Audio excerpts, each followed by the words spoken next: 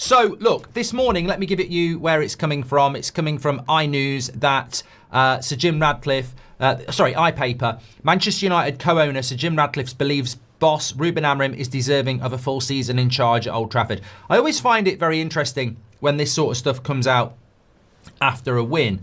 The interesting stat I was going to give you, and I don't propose to go into this now, but I'm just going to drop it and come back to it.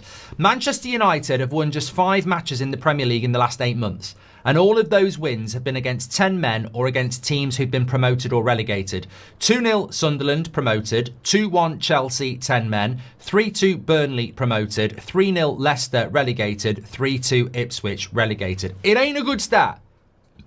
It ain't a good stat. I mean, if you're Amorim out this morning, you can probably, take your top off and spin it around your head saying, I told you so. It's a terrible stat that, every game that we've won in the last 8 months has been against 10 men or promoted or relegated sides. It needs to improve. It needs to improve. Kahu says, Mark, 10 points is okay. The league table's there for a reason. We'll come back to that in a moment. But the question is, if Sir Jim Radcliffe is wanting to give Ruben Amorim the season, why did he not say this last week when it was after a Brentford game? It's typical positivity spin to put it out there after a good result. And I ain't got a problem with it.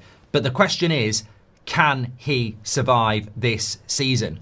That is my question around that. Somebody just said, what about Man City? Last 8 months, we beat Man City in December, so that was 10 months ago. So there we go. Aston Villa at home.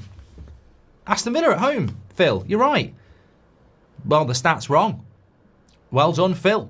Give yourself a pat on the back. We did beat Aston Villa, definitely, and that was at the end of the season. So that stat's wrong. This is why I hate stats.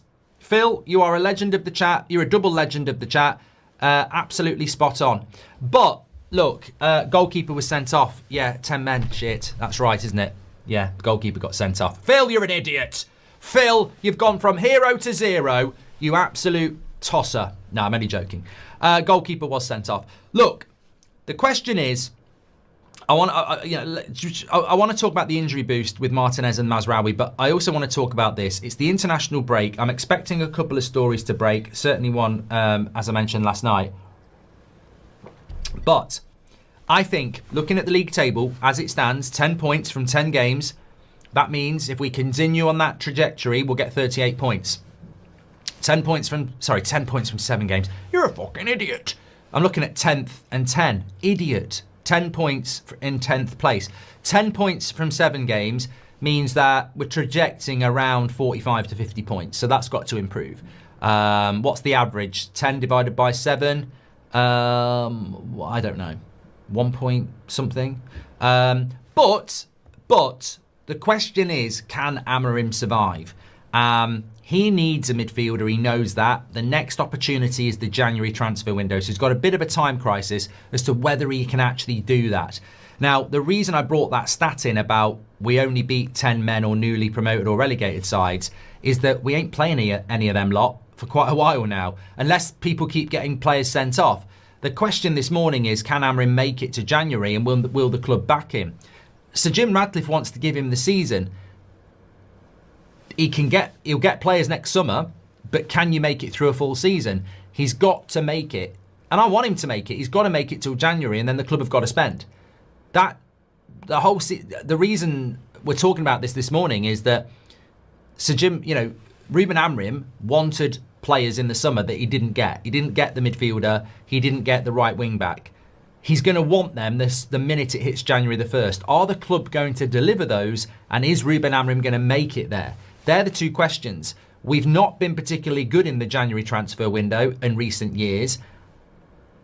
I don't see Ruben Amorim getting through the whole season with this squad. I don't. I think you've got to try and battle your way to January, and then you've got to give him the players for the second half of the season.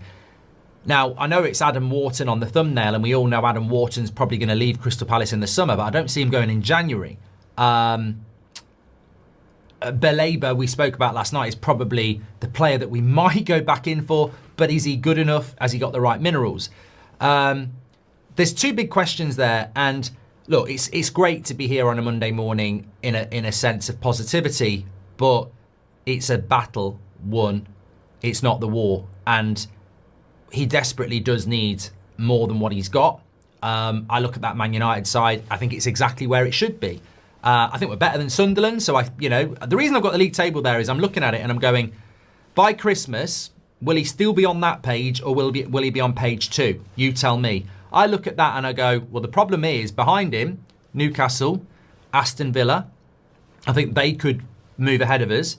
Sunderland we should be moving past. Everton we should be moving past.